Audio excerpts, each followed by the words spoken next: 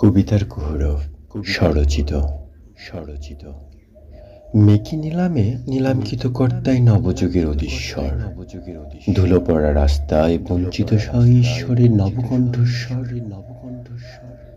সুধীজন স্বস্থানে হিম্মতে প্রকোষ্ঠ তুলুন তোমাদের অগোচরে একান্ত রিক্ত হাতে নিভৃত গোপনে প্রকোষ্ঠ পেরিয়ে সৃজিত এই পদ্মপাতার বসন্ত তারণ্যের উত্তেজনা কামের ঊর্ধ্বে পৌঁছালেই তারা প্রকৃতপক্ষে উজ্জীবিত। ক্ষীণ কেন জনতার মনোবল, দৃঢ়তায় বলো তুমি নবপল্লবিত, যুক্ত করো আগমনী ওই চেতনার তর্জনী। অবাক বিশ্বের সেই সাদা কালো ছায়াছবি যুগে যুগে জাতিপঞ্জের বিস্ময়, এই তর্জনী জনপদ জনসমাদিত। রঙিন ক্যানভাসে তুমি তুলিতে আঁকো বিশ্বের বদ্বীপ। অভিযান থেমে গেছে দেখো সবুজে, বদ্বীপ বিকৃত। সূর্যমুখী মুখ তুলো, এখনই শুরু করো প্রথমে সন্দীপ।